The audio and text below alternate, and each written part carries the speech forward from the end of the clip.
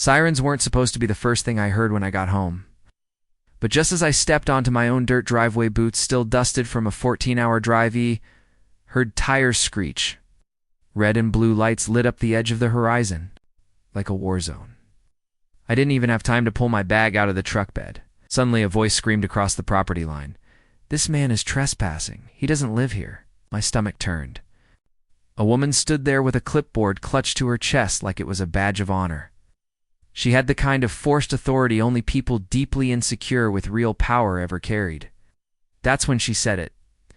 "I'm the HOA president, and I'm placing him under citizen's arrest." Before I could speak, 3 cops started walking toward me, hands resting on holsters. I didn't flinch, but I could feel something boiling inside me. It wasn't fear. It was disbelief. The taller officer squinted at me like he was waiting for me to bolt. "Sir, can you provide identification? The HOA president says you're unlawfully occupying this property." I laughed, but not the funny kind. This land had been in my family for 4 generations. I built that front gate with my bare hands. I buried my dog under that oak tree over there. "You want ID?" said, pulling my license from my wallet slow and steady. Not because I was scared, but because I knew how quickly cops get nervous these days.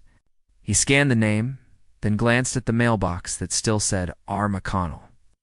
My name, not HOA. "Karen's, you might want to double-check your source," I said, nodding toward her. But she wasn't done. She stormed toward the cruiser, waving her clipboard like a weapon, yelling something about noise ordinances and unauthorized structures. I hadn't even turned on a damn radio. Then my wife stepped out of the house. Barefoot.com. Dangerous. In a way, only a woman who knows exactly how powerful she is can be. "Is there a problem?" she asked the officers, voice cool but sharp. Karen froze. She knew who my wife was. Everyone in this area did. An environmental attorney who'd sued an HOA board into bankruptcy 2 years ago, successfully. One of the cops recognized her instantly and suddenly looked like he'd rather be anywhere else. "Ma'am, we were just following a complaint," he stammered. My wife nodded slowly, like a predator letting prey think it still had a chance. "This is private property. We have full documentation. We're not part of the HOA." The officer blinked. "Not part?" She stepped forward. "This ranch was here before the HOA was even formed. You don't get to rewrite history, because your little board wants uniform fences and lawn gnomes. Now, I suggest you check your records before trespassing again."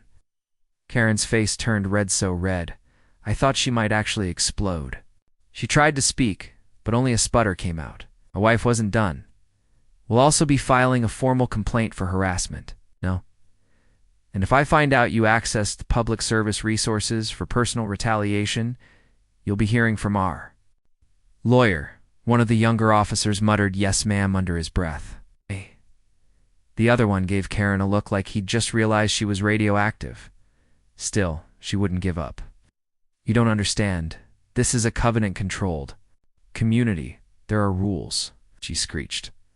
"Lady," I finally said, stepping beside my wife, "this land's older than your HOA. It was homesteaded by my great-grandfather in 1889. That barn over there? Built before your bylaws even existed. You're out of your league."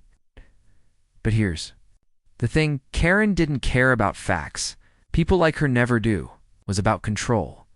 She couldn't stand that we didn't answer to her, that our house didn't match her beige nightmare of a neighborhood. And now that we were back permanently, she saw her little fiefdom slipping through her fingers. That night, after the cops drove off with nothing but apologies, she stood on the other side of the fence, seething. She actually hissed, "This isn't over." My wife just smiled. "It never is," she replied. "But we're always ready." The next morning, it started. Notices on our door, photos taken from the street. Petty emails sent to a community list we weren't even on. She tried everything: threats, intimidation, even calling animal control because she saw a wild dog on the property. It was our Australian Shepherd Charlie. She knew it. But the line between HOA Karen and unhinged vigilante was vanishing fast. Then she made her biggest mistake yet. She tried to file a motion with the HOA board to forcibly annex our property. That's when my wife smiled in a way I hadn't seen since law school. She didn't yell, didn't threaten. She printed out every land record, zoning exemption, historical, landmark file, and court ruling she could find. Then she called a town hall meeting, not in secret. She invited everyone, residents, officials, and yes, the HOA board. People showed up expecting a neighborly chat. What they got was a masterclass in legal annihilation. My wife walked in like she owned the building, dropped a 100-page binder on the table, and began reading. With every paragraph, you could hear Karen's world crumble. Page 42. Here's the 1973 deed exclusion, explicitly stating this parcel remains independent of all future HOA formations. Silence. Page 67. Note the Supreme Court precedent limiting HOA jurisdiction on pre-established rural land. Gasps. Karen's hands trembled, but the best was saved for last. My wife turned to the final page and said, "And here's a cease and desist letter drafted for every single board member who supported this fraudulent annexation." The room exploded. Half the board resigned within the hour. Karen tried to speak, but no one listened. We didn't just win. We dismantled the very foundation she stood on. Our way was neutered. Our property was now legally off limits to any HOA action forever. And everyone knew who caused that defeat. The woman she underestimated, but it didn't stop there. Darker started bubbling beneath the surface. Karen didn't just retreat, she escalated. A week later, someone spray-painted "Go back where you came from" on our front gate. That same night, a tire on my wife's car was slashed. We knew it was her, but proving it, that was harder. So we set a trap. Motion lights, cameras, timed, sprinklers, everything rigged. And on the third night, we caught her, hooded, gloved, holding a crowbar, trying to damage the solar panels on our garage roof. My wife called the sheriff directly. Not 911, she had a direct line. When deputies rolled up with body cams running, they found Karen mid-swing like some cartoon villain. Frozen in shame. The footage went viral in our town within hours. Karen was arrested. It's not just trespassing, vandalism, harassment, attempted destruction of energy infrastructure. Charges stacked like bricks. Her name was in the paper. She lost her position, lost her job, even lost her husband, who apparently had no idea how far off the rails she'd gone. And yet, she still looked at us in court with that same twisted scowl. My wife leaned over and whispered, "We didn't destroy her. She did that all by herself. And that's the truth. All we did was return to our home." She lit the fire herself. But if you think that was the end, think again, because what we uncovered next made everything else look like child's play. There were other homeowners in nearby communities who'd been bullied, silenced, and forced out by similar tactics. We weren't just fighting for our ranch anymore. We were waking up a whole town. And trust me, that town is ready to fight back. The sheriff's office didn't even have time to clean the graffiti off our front gate before the first call came in. A man named Elias from 3 streets over, someone I'd never spoken to before, left a voicemail that started shaky and ended with, "I think it's time we talk." Then came another. A widow in her 60s who said she'd been fined thousands of dollars for leaving a wheelchair ramp on her porch too long. Then a young couple who'd tried building a small garden shed but were threatened with daily penalties. The more people came forward, the more we realized something. Karen wasn't the only one. She was part of a system, an entire web of overreach, abuse, and petty tyranny disguised as neighborhood management. And for the first time in years, people were ready to push back. We hosted the first meeting in our barn. That same barn Karen called an eyesore last year. 27 chairs packed shoulder to shoulder. Some came in quiet, unsure if this was safe. Others came angry, gripping folders full of warning letters and absurd fines. One man, maybe 80 years old actually, brought a broken garden hose as evidence. "They fined me for yard clutter," he said. "It wasn't even my knit blew in during a storm." Stories were all the same: intimidation, harassment, rules enforced on one person, but ignored for another. That night, my wife laid out a simple plan. Not revenge. It's not noise. Strategy. We don't burn them down, she said. We bury them in truth, paperwork, law, facts. That's how we beat people like Karen. Everyone listened, and then for the first time in a long time, they believed someone could win. It started small. Open records requests. People pulled their HOA financials and were shocked at what they saw: outrageous administrative fees, vague beautification fund transfers, and in several cases, contractors paid without board approval. My wife helped organize the data. I built a simple website and uploaded the documents. We didn't accuse anyone, we let the numbers speak for themselves. And they did. Loudly. The most surprising thing? The HOA board didn't even try to deny it. Instead, they doubled down. Suddenly, residents who came to our meeting got letters about code violations that didn't exist. Surveillance picked up board members driving by people's houses. At night, snapping photos. A woman on the board anonymously emailed threats to a single mom who just wanted her fence repainted. But they didn't realize something. They weren't dealing with passive homeowners anymore. We were organized, and we were done being silent. Then came the retaliation. The HOA tried to pass a new amendment, something they claimed gave them emergency authority to override property boundaries in security-related situations. In plain English, it meant they could legally trespass and inspect properties they didn't like. We knew who wrote it: Karen. Even after her arrest, she still had her claws in everything. But here's the twist. To pass the amendment, they needed 75% approval from homeowners. They assumed no one would read the fine print. Big mistake? My wife drafted a counter-campaign. Flyers, posts, door-to-door conversations. The vote was coming in 3 weeks. We had 21 days to wake up everyone who'd ever been too scared or too tired to speak up. So we went to work.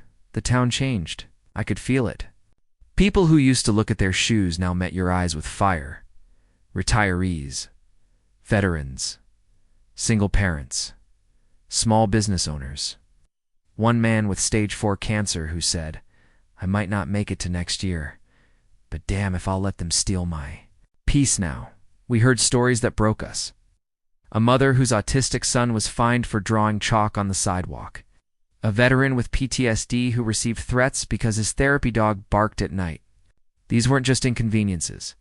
These were lives being picked apart by petty tyrants with clipboards. And now, those tyrants were being watched. By week 2, the board started panicking. They hosted a sudden community event with free food, trying to sway votes. No one came. They claimed our campaign was misinformation. My wife invited them to debate her live. They declined. Then 2 nights before the vote, our mailbox was smashed. A dead raccoon was thrown in our yard. And taped to our front gate, note: "Back off, or this gets worse." My wife didn't flinch. She stood there holding that note, her eyes calm and furious at once. "They think fear still works," she said. "They're wrong." The day of the vote, we held our breath. Ballots were dropped off, verified, counted. And when the final number came in, only 21% supported the amendment. The rest, 79%, stood with us. The room erupted. Grown men cried. Women hugged each other. Even the sheriff showed up later that evening just to say, "We've been waiting for someone to do this for years." But just when we thought the storm had passed, something new hit us like a hammer. A whistleblower from inside the HOA board came forward. Quiet guy, treasurer. He told us he'd seen emails, hidden ones. Messages between Karen and a private developer. Plans to slowly force people out and sell the land for commercial profit. Our land, our homes, the whole thing was a setup. My wife and I sat across from him in our kitchen, staring at printed emails with subject lines like Phase 2, Push Clear, Remaining Non-Compliant Properties. It wasn't about lawn heights or paint colors. It was a land grab, corporate-backed HOA-fueled attempt to slowly gut our town and cash out on the remains. We recorded his statement, collected every file. The next morning, we filed an injunction with the county. And then we did something bigger. We called the press. Local news picked up the story. Then regional outlets. By the end of the week, our small town was national news. HOA abuse scandal, they called it. Karen's mugshot hit the internet again, now tied to something even bigger. Reporters swarmed. Investigators followed. And within days, the governor's office released a statement promising a full review of HOA laws and abuse prevention. Karen, she disappeared. No one's seen her since the news broke. Some say she left the state. Others say she's hiding with family. Doesn't matter. The damage is done. Her legacy is toast. And the people she hurt. They're finally being heard. But what sticks with me most isn't the big victory. It's a conversation I had with Elias, the man who first called us. We were standing by his broken fence, watching volunteers help him rebuild it. He looked over and said, "You know, I thought I was crazy. I thought I was alone. But it turns out we just needed someone to light the first fire." That stuck with me because he was right. Karen didn't just mess with the wrong couple. She messed with a community that was done being silent. And now that fire's burning everywhere. Make no mistake, it's not over, not even close. We've started digging deeper. And what we're finding? There are more Karens, or hidden deals, more families on the brink. If they think this fight ends with one HOA board, they've got another thing coming, because now we know how to win. And we're not stopping until every last corrupt system burns. It started with a single spreadsheet. Buried deep in a public records request, my wife found a line item labeled Community Renewal Acquisition Phase 4. No explanation. Just a code. But the address next to it belonged to an elderly couple who hadn't lived there for months. Their property was purchased 6 weeks after the HOA issued 38 separate fines in a single month. My wife stared at it like she was looking at a crime scene. They didn't just bully them, she whispered. They forced them out and sold the land. It wasn't an accusation. It was a fact. And it wasn't the only one. That spreadsheet had 42 addresses, all marked for renewal, all previously owned by residents who had complained, resisted, or fought back. One HOA didn't just overstep, it was a front, a weapon. And we were standing on the edge of something massive. The whistleblower confirmed it. He said Karen met with 2 private developers at a steakhouse just outside town, the kind of place with frosted windows, enclosed booths. She bragged about cleaning up the neighborhood, about paving the way for a retail conversion. They didn't record anything, of course they didn't. But she left behind emails, contracts, PDF, maps with colored zones drawn in blood. Red, our ranch was marked too. Long-term conversion potential, it said. They planned to wait us out, push us out, or break us in court. Only they didn't count on one thing we were never going to break. We took the findings to county zoning. First they brushed us off. Too complicated, too political. But after my wife threatened to subpoena every contract they'd signed in the last 2 years, they blinked. 2 junior inspectors admitted they'd heard rumors about accelerated permitting, secret buyouts, shady deals. One even said a developer offered him a new truck to ignore a boundary discrepancy. That was the crack. Once it formed, everything started leaking. We found financial ties between HOA board members and the development firm. We found a shell company funneling anonymous donations into board elections. And we found at least 7 properties sold under pressure. It's all traced back to one real estate group, quiet, powerful, and visible until now. By week 3, our quiet ranch town turned into a legal war zone. Subpoenas, depositions, news vans parked. Outside HOA headquarters, we formed a homeowner coalition and named it Stand Your Ground, a network of families. Farmers and forgotten folks who'd been pushed too far for too long. Our website blew up overnight. Over 300 emails poured in. From across the state, similar stories, similar tactics. One message from a veteran in another county said, "They fined me out of my house while I was getting chemo. I want in." That's when we realized we weren't just fighting for our land anymore. We were fighting for everyone who never got the chance.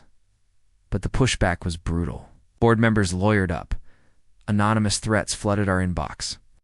Our security system caught a man in a ski mask trying to plant something under our truck at 2 a.m. Turned out to be a GPS tracker. My wife filed a restraining order the next morning. We hired private security for our town hall meetings. And through it all, we kept digging.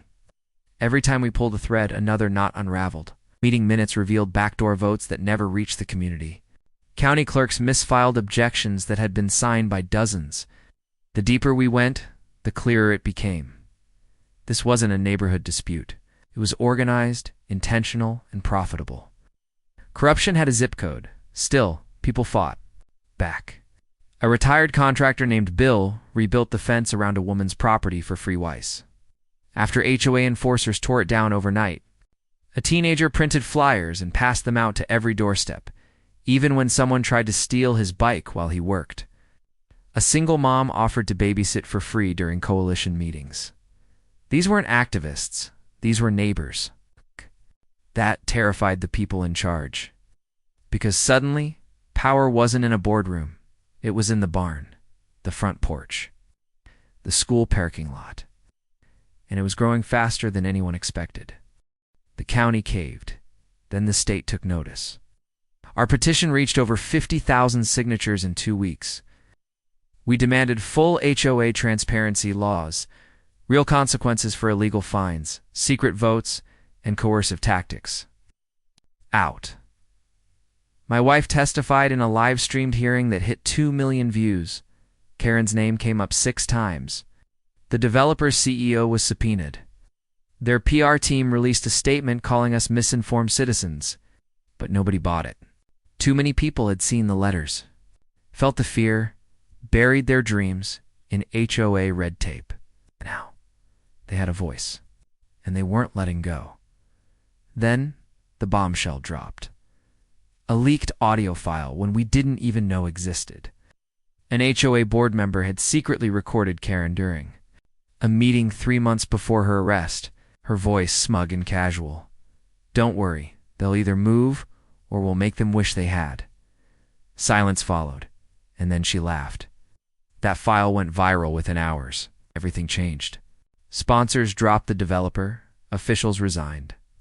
Karen's name was permanently linked with the phrase civil eviction. And finally, the district attorney opened a formal investigation, not just into her, but into the entire network. Still, there was one more piece: the developer. We needed to cut the head off the snake. So we did what no one expected we found. One of their investors, quiet, wealthy, and uncomfortable with how far things had gone. We met in secret in the back of a church. He slid a flash drive across the table and said, "You didn't get this from me." Inside, internal emails confirming the entire land takeover strategy, timeline, and proof they used HOAs as legal battering rams to displace residents and flip land for profit. It was the nail in the coffin, and it was all admissible. The lawsuits began: class action filings, injunctions, emergency reviews, property buybacks. One by one, the pieces fell. The developer's assets froze. HOA boards statewide were dissolved, investigated, or forced into full transparency compliance. Karen, once the queen of a quiet tyranny, was now the face of everything, wrong with unchecked neighborhood power. But through it all, we stayed grounded, kept our gate open, kept our land clean. Not for show, but because that's what real community looks like. The last time I saw Karen was in court. She was quiet, smaller, powerless. My wife stood across from her, steady as ever, and said one sentence I'll never forget: "You should have planted flowers instead of flags." That hearing ended with 6 convictions, hers included. She's serving time now, not much, but enough to make history. And the rest of the system, still burning, still unraveling. Because this isn't just a story about one corrupt board. It's about what happens when good people finally stand up and say, "Not anymore," and it's not over. Because even now, months later, the emails still come.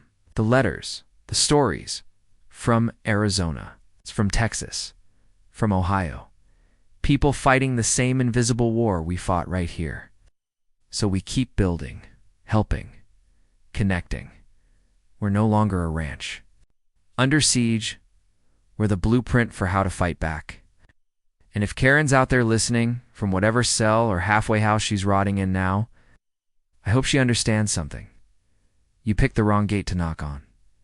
The first out of state. Visitors showed up unannounced. A woman in her 50s, sunburnt, dusty, and running on something more powerful than caffeine rage. She pulled up in a pickup that looked like it had slept on the side of the highway. We were unloading lumber when she stepped out, holding nothing but a manila envelope and a half-crushed soda can. "You don't know me?" she said, "but they took my land in Nevada the same way they tried to take yours." I'll never forget the look in her eyes.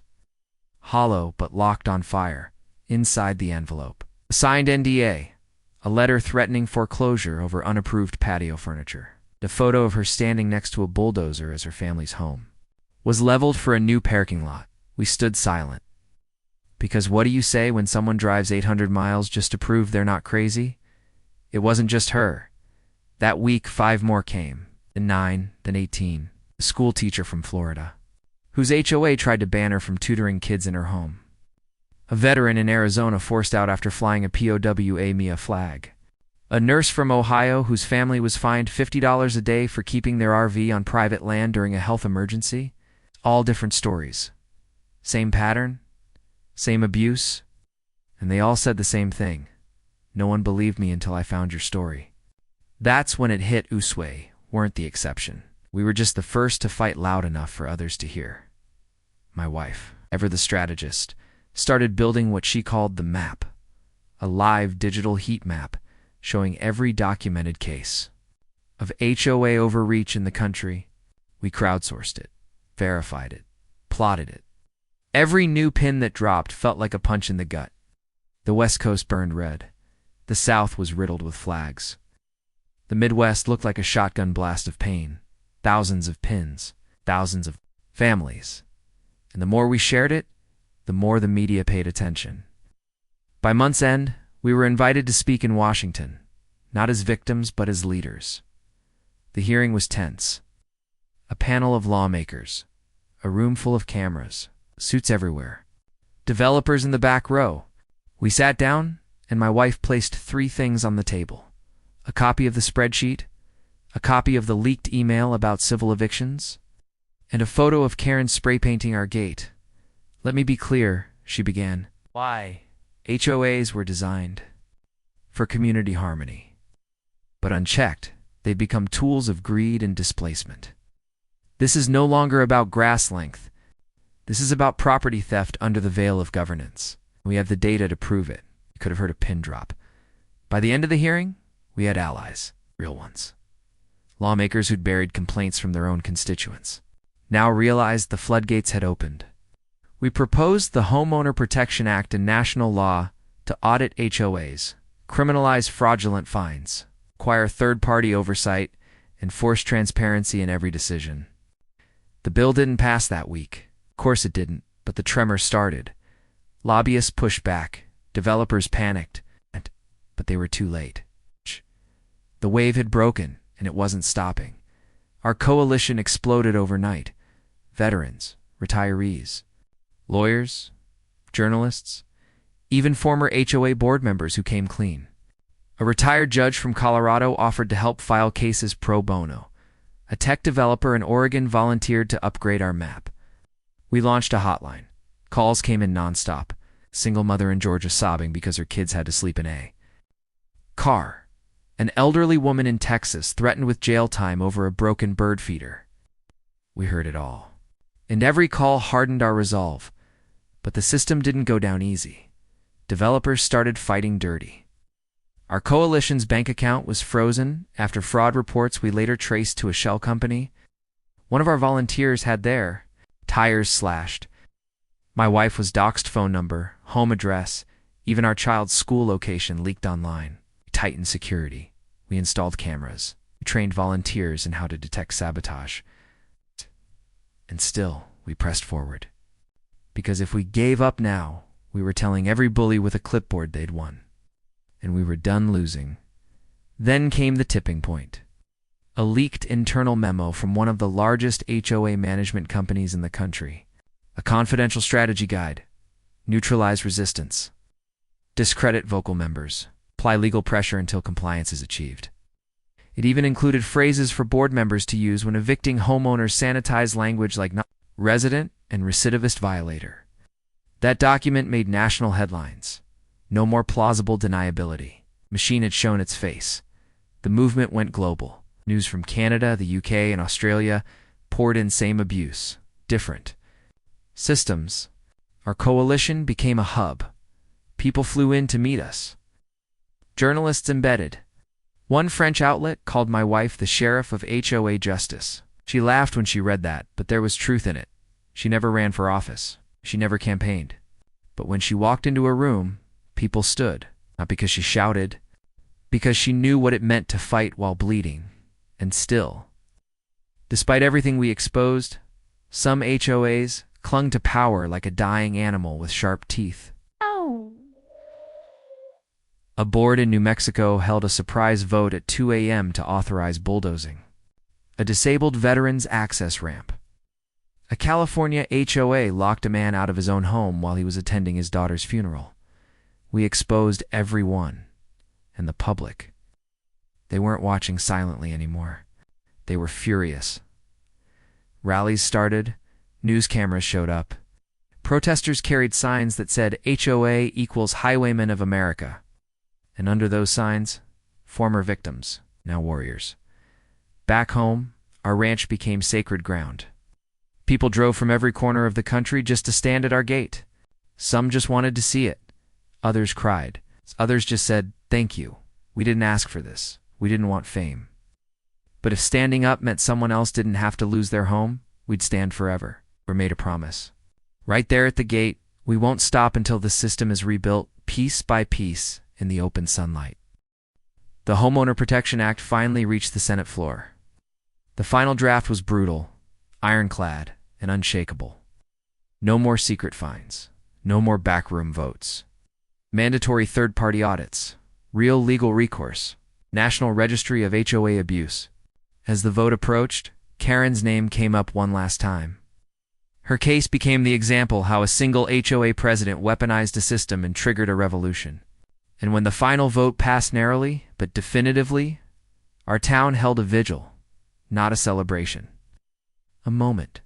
For every story we heard, every home that was lost, every family crushed under bureaucracy, for everyone we helped stand again. But we're not done. The law is passed, but the fight continues. Laws can't stop greed, but people can. The next chapter. Teaching others, helping them fight, showing them it's possible. The HOA war went national, and we're still leading the charge, because this is more than land. This is about dignity. This is about the right to live without fear of your own mailbox. And as long as there's one more Karen with a clipboard thinking she runs the world, we'll be there, boots in the dirt, heads held high, gate wide open, waiting. The morning after the vote passed, our gate was quiet. No protesters, no news vans, no flashing lights. Just wind cutting through the grass like it always had, brushing against the wooden fence posts like nothing had ever happened. But everything had changed.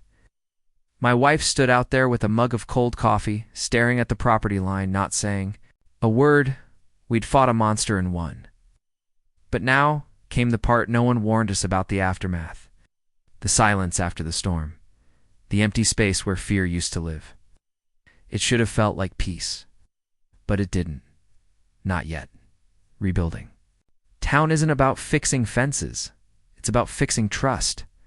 And that's harder than any lawsuit. The same neighbors who once hid behind blinds and let Karen rule by fear now waved as they drove past.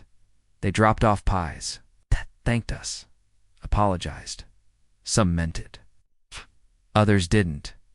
But we didn't hold grudges. We just nodded, quietly, because we knew they had lived under fear too. But the truth was, we were tired. Tired in a way that sleep couldn't fix. Because when you carry a town on your back long enough, even standing still feels like falling. The new rules came fast. Every HOA in the state had 90 days to comply. Transparency audits. Independent oversight. Hotline for abuse reports. Some boards dissolved overnight. Others tried to fake it, scrubbing records, deleting files, but it was too late. The new federal registry tracked everything. Residents could log violations, inspect decisions. Appeal directly to an ombudsman instead of begging a biased board. The whole system had been flipped. On paper, it was a revolution. But revolutions don't fix people. And power doesn't vanish, just hides. One of our own coalition members, Paul, a retired electrician, tried to start a replacement board. Said we needed community standards to keep things in order. At first, it sounded harmless. Trash schedules, street lighting. But then he started using the same language we fought to destroy. Words like known compliance and mandatory. Visual harmony. My wife sat him down in our barn, told him flat. We didn't burn the old system just to paint it beige and hang new signs. He didn't like that. He left angry. Called us radicals. And that's when it hit me sometimes. Power doesn't corrupt. It reveals the coalition survived, but it changed. Some left saying the war was over. Others stayed paranoid it would start again. A few, like us, kept building. We created a non-profit home, ground-focused on legal support, education, and oversight. My wife ran the legal arm. I handled logistics. We traveled to towns where stories felt all too familiar. We met families still afraid to hang wind chimes. Retirees still fighting over fines from 5 years ago. They looked at us like we were heroes, but we didn't feel like that. We felt like firefighters who couldn't smell smoke anymore because we'd breathed it for too long, and then came the betrayal. One of our early members, a woman named Lisa, was caught funneling coalition donations into her own campaign fund. She ran for mayor in a nearby town on an anti-HOA platform, but she didn't care about people. She just saw momentum, fame, power. We confronted her. She lied, blamed us, accused my wife of trying to monopolize the movement. It spread like poison. For 2 weeks, local media twisted the story, said we were the new tyrants, said we wanted control.